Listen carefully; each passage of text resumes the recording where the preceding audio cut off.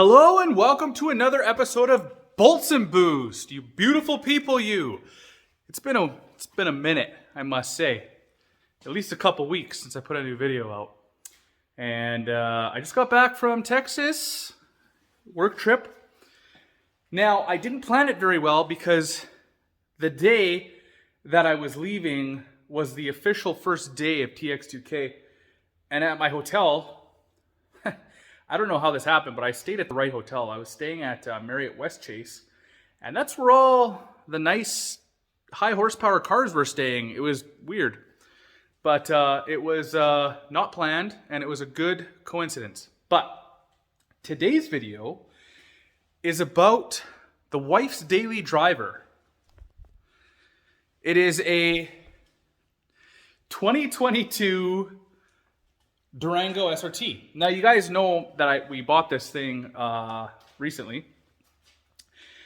And we bought it kind of on a whim, but the price was extremely right. And it was just very good timing. Kind of didn't know what we were getting into. I loved it the moment we drove it. Wife kind of had cold feet about it. But owning this thing now for a couple months, one, it's due for a video. Two, the wife really likes this thing. So there's actually a ton of stuff to like about this thing. And like her and I were trying to come up with 5 things we dislike about it so I could do a video for you guys. And we are falling short on that list. So this video, I'm gonna go through the top 5 things we like about it. Basically, kind of go through why we bought it, and then I'll try my best to come up with the top 5 things we hate about it. So without further ado, let's get into it. All right, so number 1 on this list, and the reason we were actually looking for a vehicle, was space. We actually got rid of our Jag, which we love and adored, had that thing for 3 years, then we got into a Jeep Wrangler while we had our kid. And the space inside was less than perfect. And we should have seen the red flags that we read online, but we didn't. We thought we'd try it ourselves. So, first things first, the number 1 thing that we love about this thing is the space. So this is a 6-passenger SUV, which is absolutely awesome. Sometimes we will have that many people in here. We were looking at 7-seaters because we didn't really know that a 6-seater existed, so to speak. And we kind of thought the 7-seater would be too much room and we'd be lugging around and wasting gas, blah, blah, blah, blah, blah. And when we found out this thing was a 6-seater and you could fold the seats down, you could literally camp in here. Like, there's so much room. So the space was the deciding factor to get into a new vehicle. And we really didn't know that the SRT Durango offered this. We were very surprised by it. We actually went into the Dodge dealership to service our Wrangler, and there was an SRT Durango sitting in the showroom, a white one, which is the one we wanted to buy. And we looked around at it and found out that it had ample space. We will never run out of, well, actually never say never. In the short future, we won't run out of space.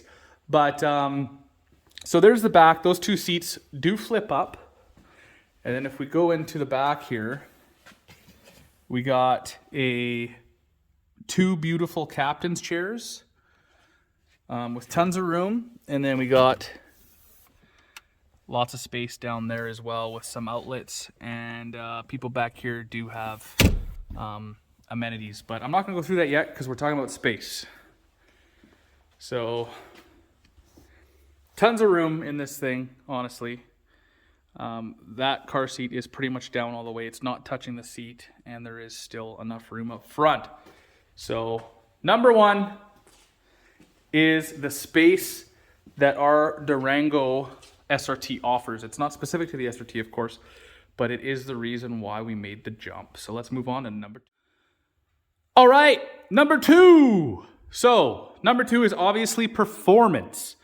I'm talking about this 6.4 liter Hemi that pumps out 475 horse.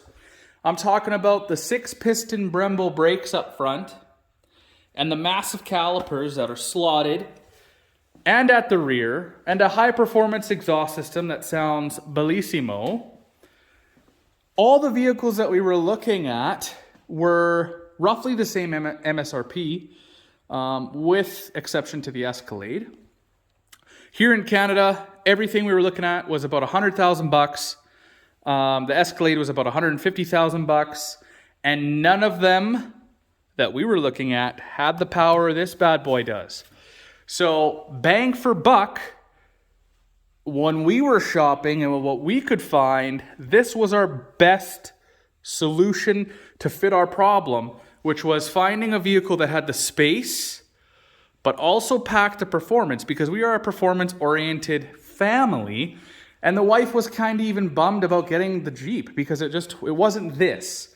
The other thing is that the vehicles we were looking at didn't have nice, massive Brembo brakes. These things stop so good, it's kind of frightening. And then in the rear, there's 4 pistons set up, right? And they're beautiful brakes, beautiful presence, and lots of power and lots of torque. So that is definitely number 2. Those 2 things we hold near and dear to our hearts, which is exactly why we bought this thing. So let's move on to number 3. All right, guys, number 3 is appearance and presence and design. I think Dodge did an extremely good job with this vehicle, with the exception of the wheels. Me and my wife are on the fence about these wheels. We think, they could have done a better job, especially with this vehicle. But other than that, I think it hits the nail on the head. It has full functioning vents, intake, outtakes, rock, and the front grille is just a beautiful piece. However, I do like the previous gen. It's not even. It might be the same gen, but the previous reiteration of this, where it had the slit in the bumper. I think that looks really sharp. However, I do like the new headlight design on our specific SRT, the 2022, and I just think this thing looks mean. It has a very good presence to it. It has the stance. It has, like I said, the massive brakes, the massive tire, and I think it just looks the part. It looks like a high-performance SUV. And again, when we were shopping for this, and others, obviously, we kind of got that feeling of, yeah, it's okay, but do you see yourself keeping it for more than 3 years? And we're like, like it's okay. But this thing, I think, just is the icing on the cake. Like this hood, for example. It's fully functional and it looks gorgeous. Every time I walk out to it, I'm like, damn, that's a nice looking unit. And my wife loves it too. So it's very, we share the same feeling. And it has over fenders that just give it that extra little bit of poke. But yeah, number 3 would be the exterior styling. I do apologize. I did try to clean it for you guys because this thing looks absolutely stunning. When it's clean, you can kind of see maybe the black paint there. Yeah, look at that. It has a lot of fleck in it. So it really pops. But yeah, number 3 is the exterior styling and present. This thing just so far ticks all of the boxes for us. All right, so number 4 on the list is interior. Like, how can you go wrong with this interior? When I first started this vehicle in the dark and this lit up, absolutely loved it. I think Dodge did a phenomenal job with this reiteration of the SRT Durango, or of the Durangos. I did not like the previous interior, where it just had that long screen and it kind of had like the traditional Dodge Jeep buttons at the bottom. Wasn't for me. So I'm really happy they redid this, because I might have not have been able to live with that. But this, way different. So the interior, obviously you got the really nice suede / Alcantara leather seats, hand-stitched leather everywhere. However, one thing is that we did want to get the forged carbon interior package, but we couldn't. And that is because I got a really, really, really good deal on this thing. And what we paid for this thing, it was a no-brainer to buy it. That should almost be a thing on the list, but obviously I can't because that's not offered to absolutely everybody. So we did get the $10,000 or $11,000 Dodge rebate. And then we got some on top of that, obviously. So we did get the red seat belts, which I love, the wife loves. However, you don't really notice it until you talk about it. But they're there. It has a full-on Harman Kardon sound system and speakers absolutely everywhere. You got your mids, your low, and your highs. And I think there's a speaker in the middle on the dash. And there's speakers everywhere in the back, absolutely everywhere. So the nice thing is too, is that these captain's chairs are the same as the front, with the SRT logo and everything like that. Dodge did a phenomenal job on this unit. I will say that for sure. And then I don't recall, oh yeah, so the back ones you can't see, but they are the same material too. So Dodge didn't cheap out. So that's really nice. I actually thought that they had different material, but they don't. Even the little tether strap here for the seat is red.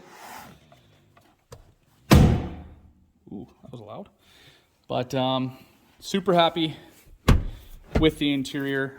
There's absolutely nothing that we don't like about it. Wife has driven back here lots, our baby, and everybody's happy. And that nice leather hand stitch is it continues into the back seat with a probably a mid and a low speaker here, and then you got the tweeter in the door. So they did a really good job on the interior of this thing. So yeah, it is a definite must love. I haven't found any gripes with this interior thus far. So let me know in the comments if you guys have found something that you don't like, and I'll see if we have the same or similar issues. But number 4 is interior. Very, very nice and welcoming place to be. All right, guys, on to number 5. So number 5 is specific SRT stuff. So if I go to vehicle here, it says SRT in the red. You can go to SRT and you have all these exclusive things for the SRT. I do want to include too that this thing is fully loaded. So heated and cooled seats, which I tried today and were absolutely awesome and phenomenal. SRT button down here to change your modes and bring up the SRT mode. You got your launch button, and then you got your assists on and off. The one thing I will say is every time I put my phone on and off, this wireless charger, I hit this thing. So that is one gripe, maybe. Or maybe I just clumsy, I don't know. But moving on to what we were talking about. So these performance pages here, being a car nut, I get to see the main gauges for the car or for the vehicle, which is absolutely awesome. I can monitor the whole engine from the driver's seat on the infotainment system. I'm going to sum up everything into one. So we got timers here. I was told that these do come pre-populated, if you will. We haven't done any of this yet. I will be doing it though. I will be launching it, and I'm going to have some fun with it. You guys are going to be with me, so that'll be fun. It has a dyno, an engine dyno thing, and I don't know how accurate or inaccurate it is, but when we're cruising down the highway, it says we have 150 horsepower. When I'm in it, it says that I have about a 475 horsepower. So I don't know if it's just based off throttle or what, but I take it with a grain of salt either way. And just like our Jag, has a G-force meter, so that's really cool. I don't know why it says all that, but and 512 kilometers an hour. Huh.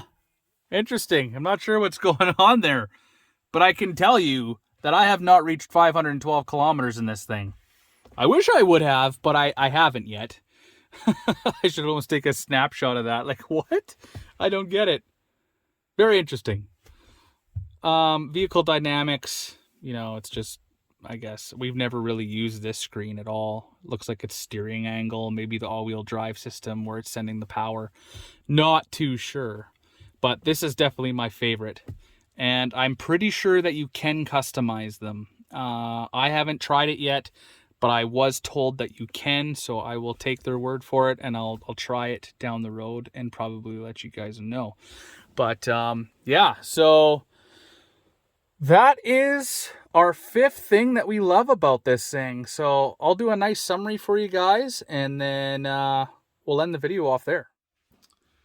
All right, guys, so I just took you through the top 5 things we love about our 2022 SRT Durango. Now, what it really came down to was the whole package. We were finding SUVs. This was probably the last one we looked at, too. We were probably looking at mostly GM vehicles, the Yukons, Suburbans, Escalades, just because they're kind of the go-to for 7-passenger vehicles. But at the end of the day, you're paying the same for less performance, and we're really, we weigh performance high in between my wife and I. She obviously loves her fast vehicles too, and that's kind of what we're used to. And when it came down to it, there was just certain things about the Yukon or the Denali's that we were like, we like it, but we don't like this, or we don't like that. And this vehicle seems to fill or make up for the shortfalls, if you will, if that makes any sense. That, and we got an extremely good price on it. Even if we didn't like this one as much as we do, and it was offered to us with the price we paid, it's almost like, how do you say no to that? So it's just a bonus that that we got it, because we absolutely love this thing.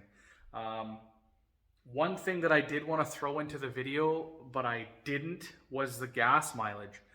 A lot of people complain about the gas mileage, that they're getting 13 miles per gallon. And while I believe you, everyone getting that kind of mileage must be in it all the time, because we are averaging, I'll put a screenshot up on here on the video for you.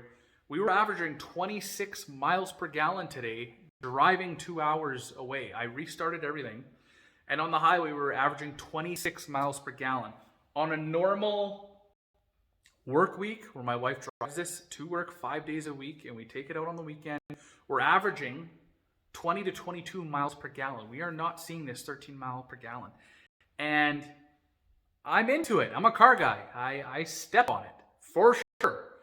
And we haven't even remotely seen an average of 13 miles per gallon. So I was actually going to put that in the video. Might it cause some controversy? I have no idea. But we are attaining a really good number for gas mileage with the power and torque this thing has. Sorry, I just don't know what else to say. So yeah, it just felt like this one checked all the boxes. It was way more well-rounded with what we wanted. And at the end of the day, MSRP was right around $100,000 Canadian, and we paid significantly less than that for a brand new SRT Durango. So we felt like we won majorly in that department. So yeah, anyways, I really was wanting to do this video a lot sooner for you guys. I'm gonna try my best to get a top 5 things we hate, but as always, I hope you guys enjoyed the video. If you did, make sure to check out other videos on the channel. Lots more coming, and subscribe if you like what you see. All right, everybody, peace.